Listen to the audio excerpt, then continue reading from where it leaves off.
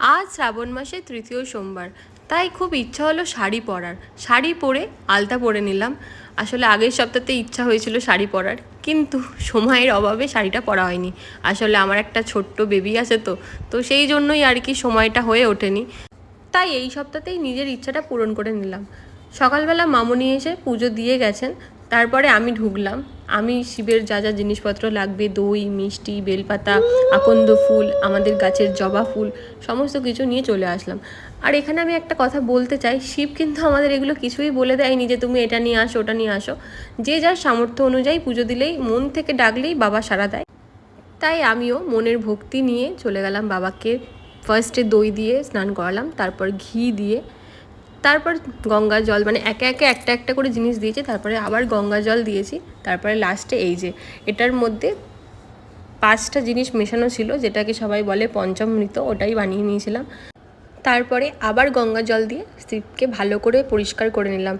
এরপর সবথেকে প্রিয় যেই ফুলটা, বাবার সবথেকে প্রিয় আকন্দ ফুল, সেই ফুলেরই মালা বাবাকে পরিয়ে দিলাম। তারপরে বাবাকে একটু চন্দনও লাগিয়ে দিয়েছিলাম, সেইটা আর ভিডিও করা হয়নি। আসলে ভিডিও করতেও কেউ বলেনি, কিন্তু ওই যে একটু ছাড়বো, অ্যাকাউন্ট রয়েছে, একটু ভিডিও করে ছাড়বো, ভালো লাগে এইসব দিনগুলো, স্পেশাল দিনগুলো। তো আবারও আজকে একটা কলা বাবাকে দিলাম, তারপরে জবা ফুল। তারপরে অনেক ভিডিওতে দেখছিলাম যে আজকে গোটা মুগ ডাল দেওয়াটা খুব শুভ, সেই জন্য আজকে গোটা মুগ ডাল একটু দিয়ে দিলাম। সমস্ত কিছু ফুল টুল পরিয়ে, বেলপাতা দিয়ে, গোটা মুগ ডাল দিয়ে, তারপরে আবার বাবার মাথায় একটু জল দিয়ে দিয়েছিলাম।